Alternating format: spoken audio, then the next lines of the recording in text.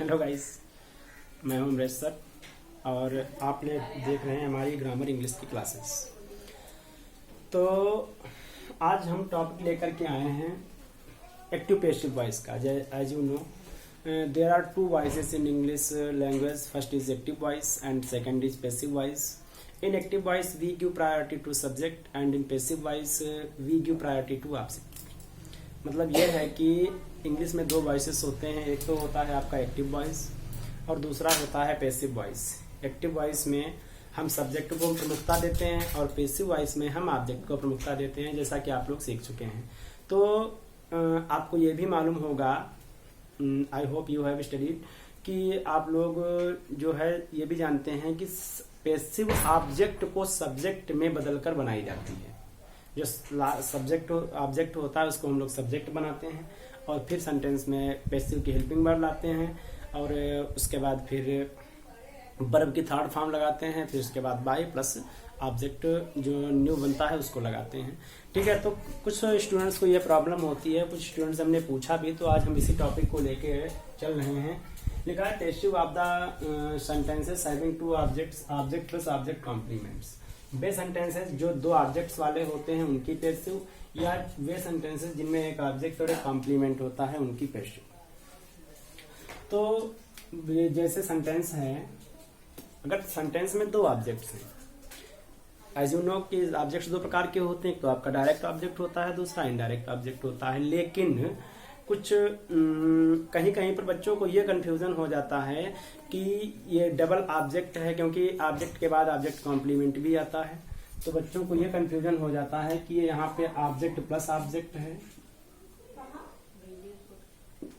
Object plus object है या object plus complement है।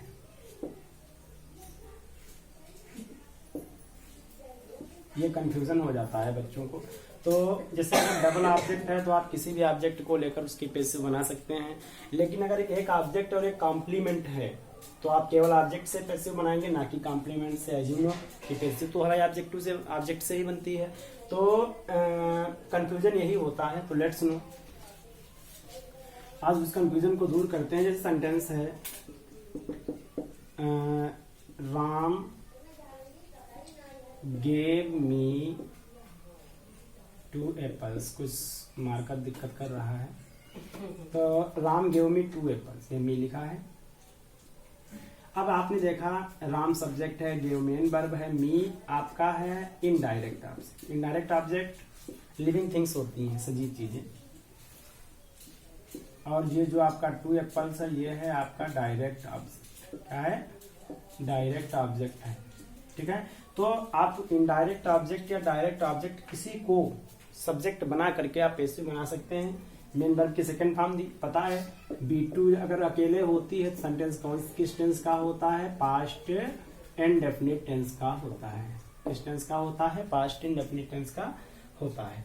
तो हम इस सेंटेंस को पैसिव में चेंज कर रहे हैं। पहले हम इनडायरेक्ट ऑब्जेक्ट को सब्जेक्ट बनाते हैं।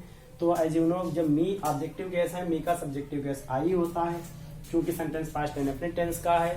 तो इसमें हम लोग वाज और वर हेल्पिंग वर्ब्स का यूज करेंगे। पास्ट इंडेफिनिट टेंस में वाज और वर हेल्पिंग वर्ब्स का यूज किया जाता है। तो आई वाज, गिव की third form given,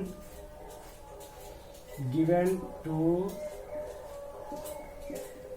apples by Ram. एक तो आपका ये इनडायरेक्ट ऑब्जेक्ट से हमने पैसिव बना दिया। अब आपका दूसरा ऑब्जेक्ट जो है 2 एप्पल्स है, इससे भी हम पैसिव बनाते हैं। 2 apples were given to me. जब हम डायरेक्ट ऑब्जेक्ट से पैसिव बनाएंगे तो इनडायरेक्ट ऑब्जेक्ट के पहले भाव के अनुसार आपको टू या फार लगाना है। क्या लगाना है? टू या फार। कुछ वर्ब्स ही ऐसी होती हैं जिनके पहले जिनके साथ फार लगता है, बाकी सबके साथ अधिकतर टू ही लगता है। हम बता देंगे वो वर्ब्स कौन सी होती हैं आपको। तो ये आपका पैसिव कंप्लीट हो गया है। ऐसे ही एक सेंटेंस है, the boys selected him their monitor, ये सेंटेंस है। The boys elected him their monitor, लड़कों ने उसे अपना मॉनिटर चुना। अब देखिए कंफ्यूजन यहाँ पे होता है, जैसे बच्चों ने देखा कि यहाँ पे हिम है, यहाँ पे देयर मॉनिटर है, वो इसको भी ऑब्जेक्ट मान लेते हैं और यहीं पे मिस्टेक हो जाती है। वो इसको भी लेकर के आप जब इसको ऑब्जेक्ट मानेंगे तो स्वाभाविक है कि इसको आप लेकर के इसका पेशिव बनाएंगे, सब्जेक्ट बनाएंगे, जो कि गलत होता है। तो हम केवल इसमें हिम को सब्जेक्ट बना करके, जो कि ऑब्जेक्ट है, उसका पेशिव बना सकते हैं। तो हिम का इधर हो जाएगा ही, क्योंकि सेंटेंस पास्ट इंडेफिनिट टेंस का है। तो was elected, he was elected their monitor by the boys. और अगर आपने डियर मॉनिटर से पेसिव बनाने का प्रयास किया तो आपका सेंटेंस गलत हो जाएगा। अब अच्छा, ये प्रॉब्लम होती है कि हम जानेंगे कैसे कि इस सेंटेंस में ऑब्जेक्ट है कि ये ऑब्जेक्ट कॉम्प्लीमेंट है। तो आपके नॉलेज के लिए हम बता देते हैं, ये हम आपको कुछ वर्ब्स ही लिख करके दे देते हैं, जिनमें कुछ वर्ब्स ऐसी होती हैं जो एक ऑब्जेक्ट लेती हैं, डबल ऑब्जेक्ट लेती हैं, और कुछ वर्ब्स ऐसी होती हैं जो एक ऑब्जेक्ट और एक कॉम्प्लीमेंट लेती हैं। तो ऑब्जेक्ट प्लस ऑब्जेक्ट लेने वाली वर्ब्स कौन कौन है? ये आपकी है गिव, गिव मीन्स होता है देना, lend, offer, give, lend, offer, promise, promise, sell, sell है आपका टीच है, टीच मीन्स पढ़ाना, शिक्षा देना, प्रॉमिस वायदा करना, सेल बेचना, टीच, सेल है, टीच है, और टेल है, टेल है, और थ्रो है, और आपका पे है, और आपका शो है, दिखाना ना, शो में दिखाना। तो ये अगर वर्ब्स हैं सेंटेंस में तो आप समझ लीजिएगा उनमें एक ऑब्जेक्ट और एक कॉम्प्लीमेंट होगा। क्या होगा?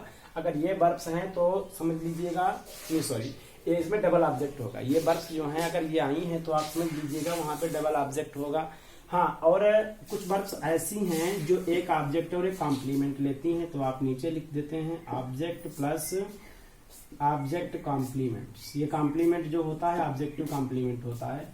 लेने वाली वर्ब्स ये आपकी कौन कौन है? ये है आपकी make, call, elect, choose, choose means चुनना, think, consider, leave, test, mostly used यही है। तो अगर ये वर्ब्स आती हैं तो समझ लीजिए आपका एक ऑब्जेक्ट और एक कॉम्प्लीमेंट है, तो इसमें आप केवल ऑब्जेक्ट से ही पेसिव बनाएंगे, ना कि कॉम्प्लीमेंट से। अगर ऊपर वाली वर्ब्स आपको दिखती हैं तो समझ जाइएगा आप उसमें दोनों ऑब्जेक्ट से, उसमें दोनों ऑब्जेक्ट्स हैं और आप किसी डायरेक्ट या इनडायरेक्ट ऑब्जेक्ट को लेकर के पेसिव बना सकते हैं। तो ये कंफ्यूजन आपका दूर हुआ। बाकी अगर कोई दिक्कत है तो हमारा ये है कॉन्टेक्ट नंबर 8756420988। इसे कांटेक्ट हमसे कर सकते हैं और किसी भी इंग्लिश की प्रॉब्लम्स के लिए हमसे शेयर कर सकते हैं। Okay, thank you.